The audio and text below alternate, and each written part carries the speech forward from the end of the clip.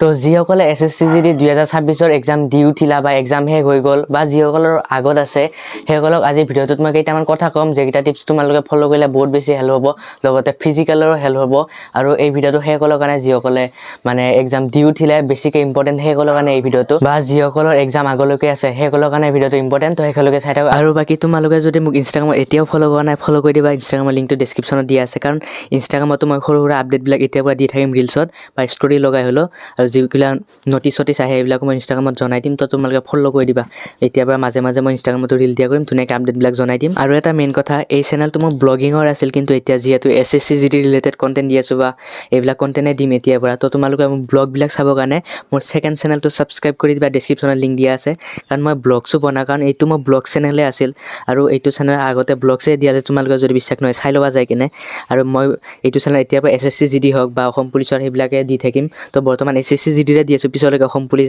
বা বেলেগ কিবা কিবি ভেকেঞ্চিৰ বিষয়ে দিম কিন্তু তোমালোকে যদি মোৰ ব্লগছবিলাক চাব বিচাৰা তো ব্লগছৰ কাৰণে মোৰ হিন্দী চেনেল এটা আছে আজি ভিডিঅ'টা হওক আমি ষ্টাৰ্ট কৰোঁ তাৰ আগত যদি চেনেলটো নতুনকৈ আহিছে সকলে ছাবস্ক্ৰাইব মাৰে ভিডিঅ' লাইক কৰক তো চাওক মই ফাৰ্ষ্টতে কৈ আছোঁ যিসকলৰ এক্সাম আগলৈকে আছে বা এইখিনিৰ ভিতৰত আছে তোমালোকে ফাৰ্ষ্টতে কি কৰিবা তোমালোকৰ এতিয়া তোমালোকে একো ডিষ্ট্ৰেকশ্যন নাৰাখিবা বাছ তোমালোকে এক্সামৰ কাৰণে ফ'কাছ কৰা যিখিনি তোমালোকে আগত পঢ়িলা সেইখিনি এতিয়া ভালকৈ ৰিভিজন কৰা ভালদৰে প্ৰেক্টিছ কৰা কাৰণ এতিয়া প্ৰেক্টিছ আৰু ৰিভিজন কৰা সময় আৰু যিমান পাৰা মক টেষ্ট দি থাকা এতিয়া মানে যিমান পাৰা তোমালোকে ৰিভিজন আৰু প্ৰেক্টিছে কৰা কাৰণ এতিয়া এইটোৱে মেইন সময় এইখিনি সময়ত যদি তোমালোকে ভালদৰে ৰিভিজন নকৰা প্ৰেক্টিছ নকৰা এক্সামত যাই কি হ'ব কুৱেশ্যনবিলাক পাহৰি যাবা ফৰ্মুলাবিলাক পাহৰি যাবা জানা কুৱেশ্যনবিলাক কৰিব নোৱাৰিবা স্পীড একুৰেচি নাহিব তো এইবিলাক কাৰণে এক্সামটো বেয়া হোৱা বহুত চান্স আছে এতিয়া তোমালোকে কি কৰিবা আগলৈকে যাৰ এক্সাম আছে তোমালোকে এক্সামলৈকে যিমান দিনে আছে 4-5 দিন 10 দিন তো তোমালোকে এতিয়া ভালদৰে এক্সামলৈকে ফ'কাছ কৰা আৰু আহক এতিয়া মই কওঁ যিসকলে এক্সাম শেষ হৈ গ'ল এতিয়া সেইসকলে কি কৰিব চাওক যিসকলৰ এক্সাম শেষ হৈ গ'ল সেইসকলে এতিয়া ফিজিকেলৰ কাৰণে ৰেডি হোৱা কাৰণ কিয় কৈ আছোঁ তো এইবাৰ SSC GD এক্সামটো বহুত ডিলে হৈছে বহুত লেটকৈ হৈছে সেইকাৰণে এইবাৰ SSC GD ফিজিকেলটো একদম বহুত জল্দি হ'ব যাৰ কাৰণে নেকি তোমালোকে যদি এক্সাম শেষ হোৱালৈকে 30 তাৰিখলৈকে ৰৈ থাকা তেতিয়াহ'লে তোমাৰ কি হ'ব ভালদৰে ফিজিকেলৰ কাৰণে তুমি ৰেডি হ'ব নোৱাৰিবা ডাইৰেক্ট ফিজিকেলৰ ডেট আহি যাব লাষ্টত যাই তোমাৰ কি হ'ব ফিজিকেলত ফেল হৈ যাবা ৰানিঙত ফেল হৈ যাবা তো চাওক যিসকলে আছাম পুলিচৰ কাৰণে দাউৰি আছে সেইসকলৰ কাৰণেতো ফিজিকেলটো একোৱে নহয় কাৰণ 5 কিলোমিটাৰ 24 মিনিট একোৱে নহয় কাৰণ আছাম পুলিচৰ ৰানিংটো কিমান হাৰ্ড হয় চাওক 12-13 মিনিটত 11 মিনিটত সোমাব লাগে 14 মিনিট লাষ্ট সময় থাকে তো কিমান হাৰ্ড হয় 14 মিনিটত মাৰাটো বহুত ডাঙৰ কথা বহুত কষ্টৰ কথা মই নিজে ৰানিং কৰি পাইছোঁ মই নিজে জানো তো মোৰ ক'ব গ'লে ৰানিং মই 11:50 মান আনিছিলোঁ বহুত কষ্ট ৰানিং কৰাটো কিন্তু যিসকলে আছাম পুলিচৰ কাৰণে ৰানিং কৰি আছে সেইসকলৰ কাৰণে বহুত ইজি হয় 5 কিলোমিটাৰ 24 মিনিটত মাৰাটো কিন্তু যিসকলে এতিয়ালৈকে ৰানিং কৰা নাই বা আছাম পুলিচৰ কাৰণে ৰেডি হোৱা নাই অনলি সিহঁতৰ টাৰ্গেট SSC GD বা যিসকলে এতিয়ালৈকে ফিল্ডত যাই কেনে ৰানিং কৰি পোৱা নাই সেইসকলে খালি অনলি এক্সামটো দি কেনে ভাবি আছে যে মই এক্সামটো যোৱাৰ পিছত এক্সামটো ভাল কৰাৰ পিছত বা এক্সাম একেবাৰে শেষ হৈ যোৱাৰ পিছত মই ফিজিকেলৰ কাৰণে ৰেডি হ'ম সেইটো ভুল একেবাৰে নকৰিবা কাৰণ কিয় এতিয়া তোমালোকৰ হাতত একদমেই সময় নাই এই SSC GD এক্সাম শেষ হোৱাৰ পিছতে 1 মাহৰ ভিতৰতে তোমাৰ ফিজিকেলৰ ডেট আহি যাব আৰু 1 মাহৰ ভিতৰত যেতিয়া ফিজিকেলৰ ডেট আহি যাব তেতিয়া তুমি ফিজিকেলৰ কাৰণে ভালদৰে সাজু হ'বই নোৱাৰিবা কাৰণ তুমি তেতিয়া ৰানিং কৰিবা তুমি 5 কিলোমিটাৰ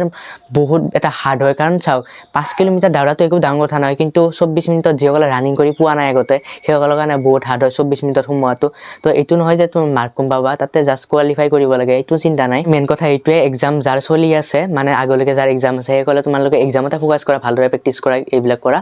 ৰিভিজন কৰা কিন্তু যিসকলে এক্সাম শেষ হৈ গ'ল 1 মিনিটো বৰবাদ নকৰিবা সময় তোমালোকে যোৱা ফিল্ডত যোৱা ৰানিং কৰা ৰাস্তাত ৰোডত যেনেকৈ পাৰা ৰানিং কৰা কাৰণ SSC GD এক্সাম শেষ হোৱাৰ পিছতে লগে এক্সাম ফিজিকেলৰ ডেট আহি যাব আৰু যেতিয়া ফিজিকেলৰ ডেট আহিব তেতিয়া কিন্তু ফিজিকেলৰ কাৰণে ৰেডি হ'বৰ কাৰণে একদমেই টাইম নাপাবা সেইকাৰণে তোমালোকে যিসকলে ভাবি আছা যে এক্সাম যোৱাৰ পিছত ফিজিকেলৰ কাৰণে ৰেডি হ'ম এইবিলাক একদম ভুল নকৰিবা যিখিনি সময় আছে তোমাৰ এতিয়া তোমাৰ ধৰ আজি এক্সাম শেষ হ'ল তুমি আজিৰ পৰাই ফিল্ডত প্ৰথম কেইদিন ষ্টাৰ্টিঙত তোমালোকে এসপ্তাহমান 10 দিনমান 2 টাইমকৈ দৌৰা কৰা যিসকলে মানে দৌৰাত একদম দুৰ্বল বা কম দাউৰিব নোৱাৰে সেইসকলে মানে কি তোমালোকে মই এটা ট্ৰিক দি আছোঁ কেইদিনমান ফাৰ্ষ্ট ষ্টাৰ্টিঙত ইলেক্ট্ৰল পাউডাৰ লোৱা বেছি নহয় 1 গিলাছত 2 চামুচকৈ 1 পেকেটত যাতে 2 দিনমান যায় সেনেকৈ লোৱা অলপমান এনাৰ্জি পাবা ভাগৰটো কমকৈ লাগিব লগতে তোমালোকে ডেইলি ৰাতিপুৱা ৰানিং কৰি অহাৰ পিছত বুট কল হওক তাৰপিছত খেজুৰ হওক এইবিলাক খাবা খালে মানে কি হয় তোমাৰ ভাগৰটো জল্দি নালাগে আৰু পূৰা মানে অলপ এনাৰ্জিটো ইনষ্টেণ্ট এনাৰ্জি পাই যায় আৰু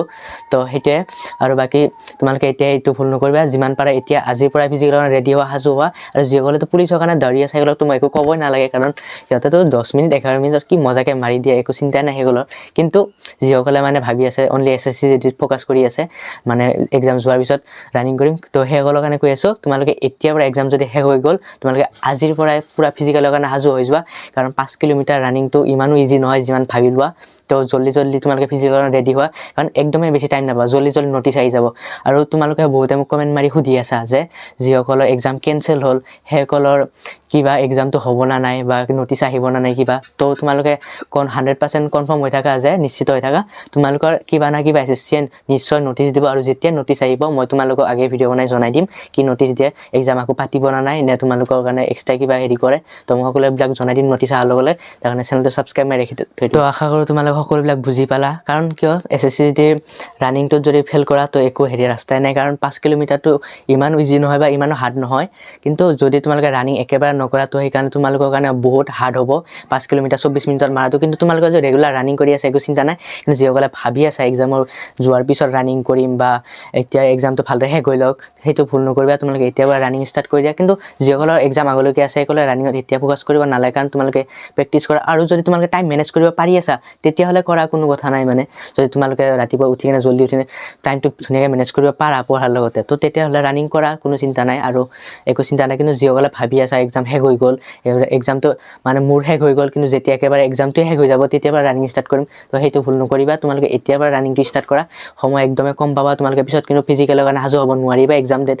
ফিজিকেল ডেট আহি যাব তো যিমান পাৰা এতিয়া প্ৰেক্টিছ কৰা ফিল্ডত যোৱা প্ৰথম ষ্টাৰ্টিঙত দুই টাইমকৈ ৰানিং কৰা আৰু মই ক'লোৱে এইখিনি বস্তু লোৱা তোমালোকৰ যিসকলৰ ৰানিঙত দুৰ্বল তোমালোকে ভাল হৈ যাবা তো গাইছ আজি ভিডিঅ'টো ইমানে আছিলে কেনেকুৱা পালা চাই জনাবা চেনেলটো নতুন গাইছে সকলে ছাবস্ক্ৰাইব আৰু লাইক কৰা তো বাই বাই বেলেগ ভিডিঅ' লগ পাইছোঁ